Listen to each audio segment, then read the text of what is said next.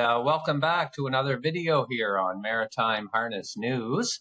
And I've got a special guest with me. I've been kind of plugging a book that came out recently, and get the good fortune today to speak to its author, Nicole McPherson. And nice to meet you, Nicole. And nice to meet you too, Scott. Yeah, so tell us a little bit about this particular book. First off, I know that you've been involved in previous books, doing some marketing and that type of thing for the Wally Hennessy Driven to Win book, also the Hoof Prints and Heartstrings, which I have copies of both books, as I had mentioned to you. And yeah, so just kind of tell us a little bit about yourself and how you got I know you've got a little bit of a background in horse racing, so just kind of take it away and tell us a little bit about yourself. Sure. I guess it was probably about 11 years ago, my husband came to me and said, what would you think if we got a standardbred racehorse? And I thought, wow, that sounds great. Sounds like fun. I was all on board with that. And one of the main reasons for that was his dad had actually started to show signs of Alzheimer's. So he had horses growing up, so he thought, you know what, let's maybe get a horse. And we live so close to Red Shores that his dad could walk over and see the horse. Well, the story goes he had no interest in it, and I fell in love with it. So that's kind of how that all happened. Yeah. So first horse was actually a really successful horse, and had to go through that whole thing with having two owners and having to sell her because one owner wanted to sell, and all this emotional thing. And I ended up buying her back. I have her full right now too. So, what horse, Nicole? Yeah, that was Annie in Hanover. Oh, okay, yeah. So she was our Okay. And actually, we have a horse in New Brunswick right now, a foal out of her. His name's Hugo Hungry. He's a Stay Hungry. Oh, okay. So he's in Sussex.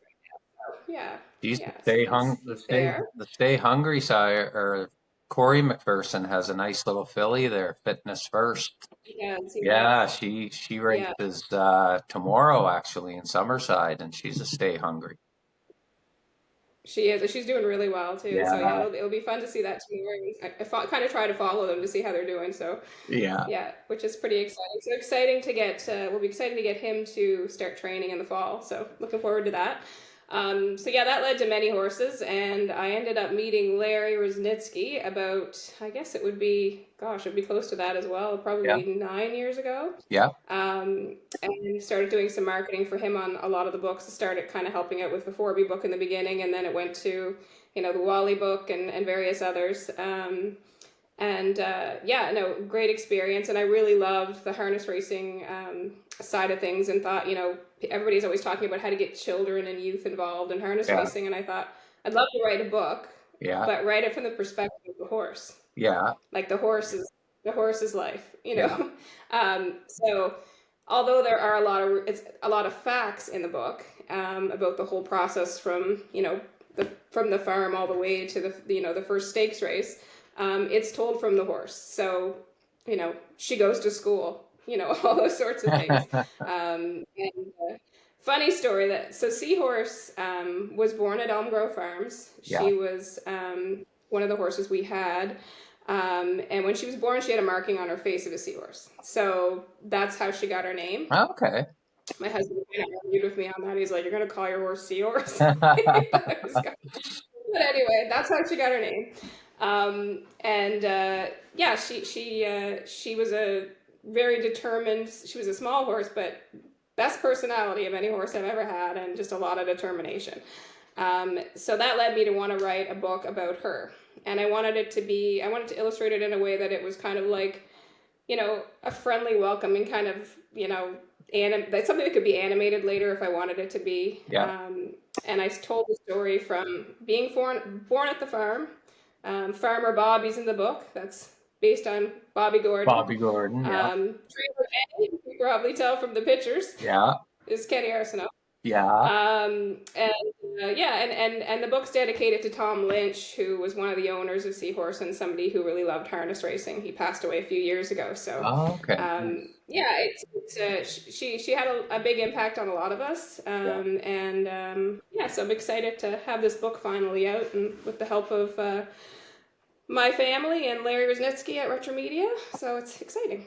So how long does it take to, like, the whole process of when you start the idea for a book and then, going through the different stages from writing the book to get it in print and then to see the final copy? I know you posted on your Facebook page there yesterday, and Yeah. so proud to see the final copy and everything that's going to be sold. So kind of take us through the process of the whole book writing. Sure. So originally, obviously, it starts with a concept, and you start writing your content. Illustrations probably take the longest, Yeah, and the time that goes into editing those and making them the right way. yeah. Like for example, originally the book I had hobbles on the horses in all the pictures, and Yeah. then we realized that if we wanted to promote this book outside of North America, that the hobbles aren't Uh, necessarily the right way to go. So Good idea. going in and removing all of those.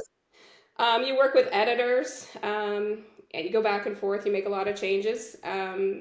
It took this book actually took about altogether probably 4 or 5 years to come together, from the time I wrote the book and illustrated it to the time I actually Larry said, we should publish this. I think it's worth publishing. Wow. So yeah. So anyway, it takes a while. The other thing that is very time consuming is once you sent it off for the first printing, you get back what are called galleys to look at. Yeah. That creates, you're finally seeing a tangible copy of it in a larger format, and then you send that back for changes, and you go back and forth. So it takes, it is a process. And sometimes it's like, oh my gosh, is this ever going to be complete? But Yeah. you know, um, fortunately, the people that I worked with, like Larry and then Orly, helped with some of the layout for the book as well. And when you're working with people that know the business inside out, I'm more the marketing and the creative, so it's nice to have that support system. So makes a big difference. And I will tell you, when you actually pick up an actual copy of your book and you see it, Yeah. that is a completely different thing, because it's finally like it's here. So Yeah. anybody that has any desire to write a book or wants to do that, I would highly recommend it. It feels like it's just a big accomplishment, and it's more than you think it will be in the end, I guess. Yeah. Well, and how do you go about the illustrations? Was there somebody responsible for that side of it? So I do the creative side of it was myself, Okay. just using graphics programs and various supports online that I have. Okay.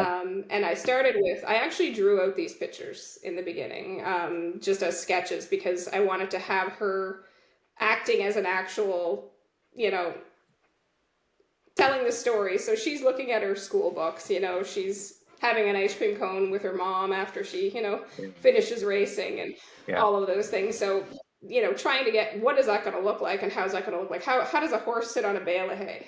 Yeah. Those sorts of things. So, yeah, Okay. so it was fun to do. And then, I use a lot of different graphic programs and supports that help to kind of bring it all together. So, So what's your plan for promoting the book? I know you were in helping with the Wally book and with Russell Henderson's book. How are you going to, besides things like this, spread the word out there about this great book? well, obviously, yeah. This is great that you're having me on today, and I really appreciate all that you're Oh, doing for the harness racing industry and bringing everybody together. It's fantastic. yeah. Um, yeah, so I guess our plan so far is we're going to try to get it in the hands of a lot of the different industry associations Okay. across Canada and in the US. And we have a media release coming out and a few things like that. Standard Bread Canada wrote a story on the book. I think it was in the June issue, Okay. which was great. Yeah. Um, and yeah, we're probably going to do some sort of a launch yet. We haven't decided what that looks like, Okay. but it'll probably happen, I would say, sometime in September. So we're just looking at options for that, and we're going to also work with some prominent people in the industry to get them to spread the word and send them some copies as well. So yeah, so we're hoping it's well it's before Christmas too. So Yeah. it's a Good great timing. Christmas gift for kids. Yeah. Yeah, so and the story's great. It's just the illustrations in the story are just fun, but Yeah. they are also educational. So I'm hoping that it does make a difference and gets children and youth, more interested in the sport. Yeah. Yeah, so that's kind of our plan so far. But again, little bit more work to do on the marketing plan yet. So Yeah, I think, especially with the younger generation, we have to, include them. And, these, I'll use for an example, the mini horse races you've probably seen. yeah, What a fantastic program that has been for the Maritimes. And just to see these kids and, the excitement, and not just the kids, the families and the fans. And it's just been a wonderful thing. So this, the same for this book. I mean, it's so important to get mm, the kids involved at a very young age. I think so too. Yeah, I Yeah, mean it's funny being in the industry. Like I mean, it's only been about 10, 11 years now, but it's interesting to see that the drivers that you have used or are using, their yeah. kids are now driving, and it's like, how did that happen so fast? I know it's incredible. So it's nice to see that it's it is continuing through families, and people are still keeping it in there, generational. It's pretty neat to see. So the driver of Seahorse is based on Kenny Arsenal, right? Yeah, that's right. Yeah, I think Larry Rosinski was telling me that when I had the conversation with him there. That Yeah, now, Kenny was he was her trainer. So oh, okay, right on. So that's the connection. yeah, Right, right. yeah. Now, just before I let you go, I wanted to find out about. I know that you've been working behind the scenes, and I've talked to Larry a little bit about a new website that may be launching, and kind of something to enhance the coverage of maritime racing. Can you tell us a little bit about that? Yeah, so Larry has come up with a concept for the harness racing hub. So it's a kind of like going to be like a hub of resources for harness racing. So we have all of the books that Retro Media has published in the harness racing industry available for sale there. Yep. We have products that we've launched, everything from sweatshirts to onesies for kids and Yeah. full dog, Yeah. harness racing Yeah. gear. And we have some people that are going to be coming on and speaking with us, doing kind of like a podcast sort of style Oh, thing good. as well. So yeah, so it's just kind of in its preliminary stages. It is up right now. It's the harnessracinghub.com. Yeah. But lots of work to go with that and come along. But yeah, we kind of want it to be a spot where people can share, information, and we can kind of have a lot of resources there for the industry, like not just locally, but internationally as well. So Yeah, and I'm hoping, well, I'm going to, I had a podcast with Caitlin Wesley out of Truro Raceway there for a little while, and we did like okay, 50 episodes or whatever. And, it went over so well. And I think it serves a purpose, especially during the off season when there's no racing going on. And definitely. and I think it's important to let fans and people um, see the drivers and trainers from, this perspective. They're used to just seeing them on the racetrack, but this kind of gives them a little bit more insight into, the person, and kind of, what they're like off the track. And I think that's important. So it's great to hear that you're going to be doing some podcasting as well. Yeah, no, it should be fun. Yeah, looking forward to it. And but it is true that off season is long sometimes for a Uh, lot of us, and uh, it's nice to have something to kind of bridge the gap. And that's why I love what you've been doing. yeah. Kind of keeping everybody in touch with each other through your Facebook page and through your podcast. I think that's fantastic because it really pulls the maritime community together as well. So Yeah. Well, listen, thanks very much. I know you're busy and you've got a lot of things on the go, but I appreciate you joining, and telling me a little bit about the book and telling the listeners out there. And what's the best way for somebody watching to get the book? The best way to get the book is to go to retromedia.ca. So it's just retromedia.ca, and the book can be purchased online there. It'll also be available in stores as well. We're just waiting to get all those details together. But if in the meantime, I would say just the easiest way would be online. Okay, perfect. Well, listen, thank you very much. Best of luck with the book. I think it's fantastic that you've done this, especially for the younger generation.